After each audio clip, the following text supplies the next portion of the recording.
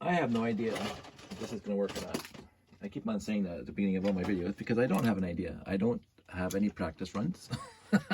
I don't preset. I don't rewrite or pre-write. I don't make a script. I just kind of wing it. I have an idea and I just start talking about it and yammer on and bore a lot of people. But I talked about this specific topic or issue before, where I talked about modifying Lego, and some people didn't like that idea, but again, I don't care. And this is the reason why I modify Legos, because I want to light up the layout. And as I mentioned in other videos, there are ways around the majority of the modifications, so you wouldn't have to modify Lego. But what I want to do, you'll never be able to do without modifying something. And I try to keep the modifications to a minimum. But anyway, what I want to show you really quickly to start is basically you get your Dremel tool. And if you want, I'm not going to do it, but if you want, and you basically, on the bottom, you drill through the top, because it self-centers itself right in the hole, and it pops out the top. And the top, it keeps the stud, it makes it basically into a hollow stud. And Lego does that, maybe not to old light gray landing pads, but again, these are my landing pads and I can do whatever I want with them. I'm not wrecking them, I'm not bending them and twisting them. Like when you put the lights on, when you put the 1x1 trans red and trans green bricks on here, around trans red and trans green, you don't see the fact that I drilled through them. Of course, you know I drilled through them because they light up. But anyway, so this is the bottom of this base plate. Basically, I have all 12 wires going to the life lights kit.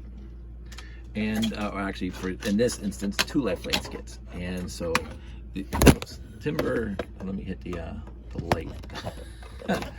Holding things while doing it at the same time. I should have got the tripod. But anyway, so what happens is that you got where you drilled the holes, there, and there, and you got the wires going back to here. And this is done in these 2 spots because the one life lights kit doesn't have 12 connections, so you have to use 2 life lights kit to get all 12 connections. And I use the tape to keep the wires from moving, and also from twisting. If they're spiraled, the base plate on top of the wood is thicker, of course, so I try to lay the wire as flat as possible underneath the tape. And then right where the actual life lights units are, and these are basic units, they can come up, and I basically double face tape the life lights to the bottom of the base plate, so they're not moving at all. So that works out perfectly well. And then of course I joined them, I daisy chain them. This is what this red wire here is for. But over and above that, I do all that so I can drill 2 holes like that for the life lights kits, right? And this is where that landing pad was, and this is where it's going to be again. This is where all the tape was, the double face tape that I put on way too much double face tape. It took a long time to get this base plate off. But notice how the base plate itself is not wrecked by double face tape. If you remove it carefully, you can't just pull up on it because you'll wreck the base plate. But I got my knives in there in between the base plate and the wood. But anyway, this comes down here like this now, and this sits flat enough on here. And the wires, yes, the wires do raise it a little bit, but I'm not worried about that too much. And it's quote unquote barely noticeable, especially in the layout, especially if all the road plates are raised up. It's about 1 millimeter. And there's enough residue of the sticky stuff to hold it there. And basically I also do what everybody else does, and I just put the 2x4 plates in there to hold them together. So in the end, you can light up your base plates. And again, I already put the holder for this guy, right? So I already built that in there. And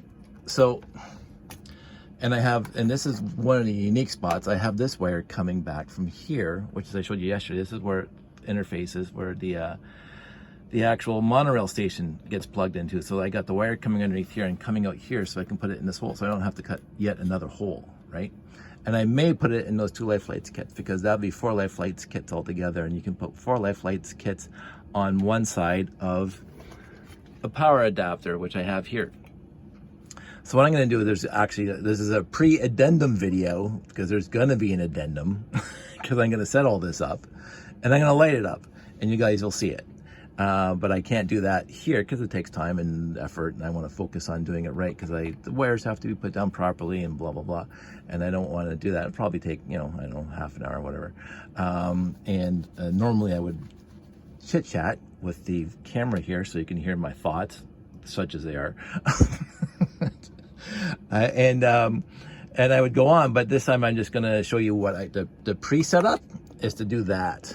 To get all the lights back in the life lights kit and get the life lights kits taped down properly. Figure out where they are so you can drill the holes properly. I just got my hole saw on the end of my drill and just cut to 2 holes big enough. And the life lights kits do not extend beyond the thickness of the wood. So you either do the wires, so I can put this in my box and not worry about it. And furthermore, I don't have to light them up if I don't want to. So it's very easy when I'm doing a show. I drop this base plate down on top of my 2x4s on my little table thing that I make, platform that I make with these boxes on the bottom. And I just, go underneath and I just connect a wire to the life lights kit, which makes my life a lot easier than trying to get the wires up through the base plate into the top and then trying to plug into a building. So overall, I'm trying to remove all the not all the effort, the difficulty of moving wires from the bottom to the top during show setup. And if I can just plug in from the bottom everywhere, that's going to make my life a lot easier. The one part is going to be those guys, like the big building over there. I can't do that at this point. I may come up with an idea, but right now I don't have one. But anyway, I'm going to stop this. I wanted to show you exactly how this thing is set up. And then I'm going to get it reattached here. I'm going to get this wire connected, and then I'm going to get that connected to that, and we're going to see it all set up, hopefully. That's the idea. This is what I'm working on today. I took a day off, a little vacation, and working on this. Oh, sorry, a really quick tangent. Normally, you'll see there's 4 life lights over there. That because each kit comes with 8. There's 2 kits here. There's 16 altogether. I've only used 12 around there. In the other areas, I could have run the lights onto a different landing pad or a roadway. This is module. There's no other landing pad or runway, laneway. So I am going to be wasting, quote unquote, 4 connectors over there that will not go to life lights, and that's fine. Maybe for future state, I might come up with more ideas for those connectors. I did have a plan of just running a wire and having it stick out a little bit here, so if I wanted to plug in a spaceship or whatever, it would, and just plug it into the wiring, that'd be perfect. I don't know yet. We'll have to see. So this is where we are right now. I want everybody to stay safe. I want everybody to take care, and I'll see you on the actual scheduled addendum when this is all set up. So talk to you soon. Bye.